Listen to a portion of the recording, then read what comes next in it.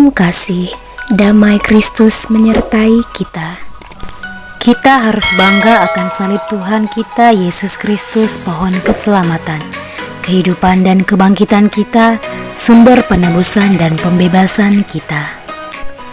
Pada abad kelima, sehari setelah pentabisan gereja Makam Kudus pada 13 September, kayu salib suci diperlihatkan kepada umat di Yerusalem. Perayaan ini melahirkan pesta penebusan salib suci menurut Santo Ambrosius, Uskup Milan tahun 397-an. Kayu salib Yesus ditemukan kembali oleh Ratu Helena, ibu Kaisar Konstantinus. Kemudian salib itu dibagi-bagi menjadi potongan-potongan kecil untuk disimpan dalam batu altar gedung-gedung gereja di seluruh dunia sebagai relikwi.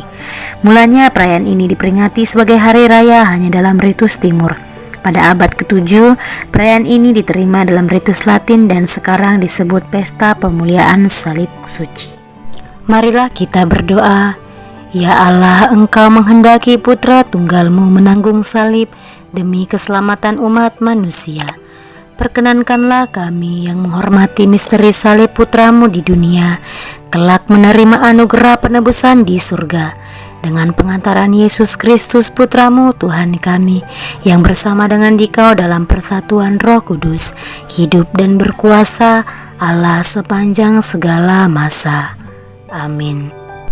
Bapak, Ibu, serta saudara-saudariku yang terkasih, hari ini saya akan menjelaskan mengenai pesta salib suci.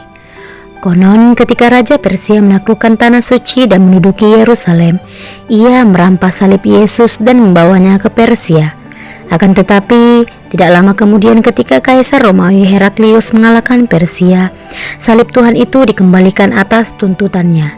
Heraklius sendiri memikul salib Tuhan itu hingga ke puncak Golgota. Pada abad keempat, salib itu ditemukan oleh Santa Helena, ibu Kaisar Konstantinus Agung. Sebuah gereja dibangun di sana sebagai penghormatan terhadap salib Tuhan itu. Hari ini gereja merayakan pesta salib suci. Pemuliaan salib Tuhan ini dikaitkan dengan penemuannya oleh Santa Helena. Lebih dari itu, pesta ini lebih merupakan ungkapan iman gereja terhadap salib Yesus sebagai jalan keselamatan. Demikianlah tentang riwayat pesta salib suci. Amin.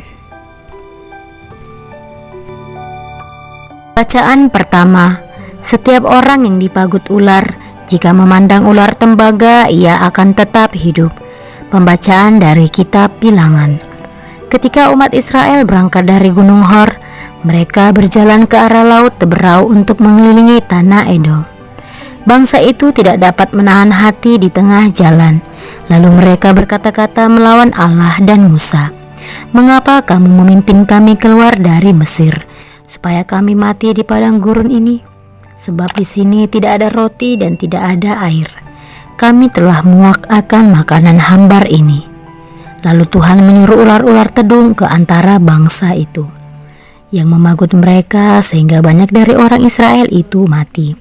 Kemudian datanglah bangsa itu mendapatkan Musa dan berkata, "Kamu telah berdosa sebab kamu berkata-kata melawan Tuhan, dan engkau berdoalah kepada Tuhan supaya dijauhkan ular-ular ini daripada kami." Lalu Musa berdoa untuk bangsa itu, maka berfirmanlah Tuhan kepada Musa, "Buatlah ular tedung dan taruhlah pada sebuah tiang, maka setiap orang yang terpagut ular, jika ia memandangnya akan tetap hidup." Lalu Musa membuat ular tembaga dan menaruhnya pada sebuah tiang. Maka jika seseorang dipagut ular dan ia memandang kepada ular tembaga itu, tetaplah ia hidup. Demikianlah sabda Tuhan. Syukur kepada Allah. Bacaan kedua. Yesus merendahkan diri, maka Allah sangat meninggikan dia. Pembacaan dari surat Rasul Paulus kepada jemaat di Filipi. Saudara-saudara, Yesus Kristus walaupun dalam rupa Allah tidak menganggap kesetaraan dengan Allah itu sebagai milik yang harus dipertahankan.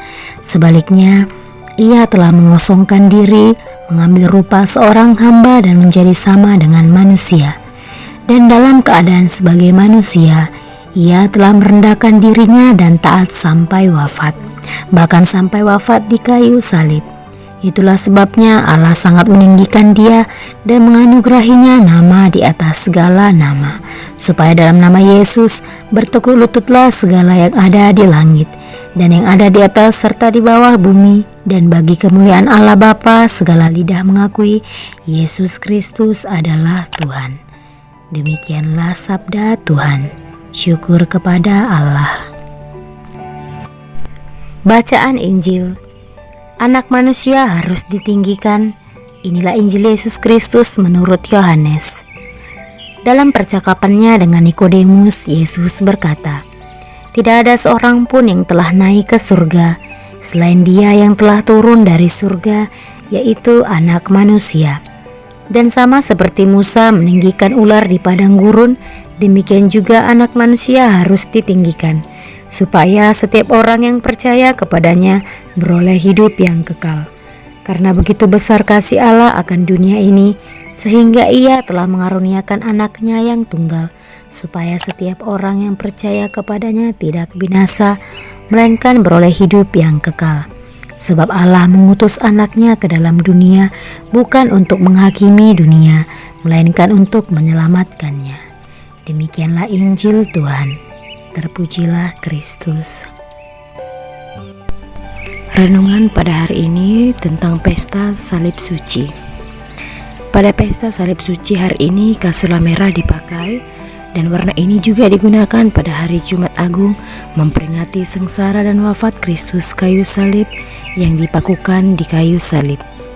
Jika semuanya berakhir di sana, maka kejahatan akan menang karena Tuhan tidak melakukan apapun untuk menyelamatkan putranya dari kejahatan. Melalui kebangkitan, salib maut kini menjadi salib kemenangan atas dosa dan maut. Salib yang suci dan berharga sekarang diangkat tinggi-tinggi untuk gereja dan untuk dilihat seluruh dunia. Karena di kayu salib ada hidup dan kasih, pengampunan dan penyembuhan, penembusan dan keselamatan. Kita harus berlutut di hadapan salib suci dan menghormatinya, karena itu melindungi kita dan kekuatan jahat dan kegelapan bersembunyi dan lari di hadapannya. Injil Yohanes membandingkan ular tembaga dengan Yesus anak Allah yang turun ke dunia untuk mewartakan hidup yang kekal.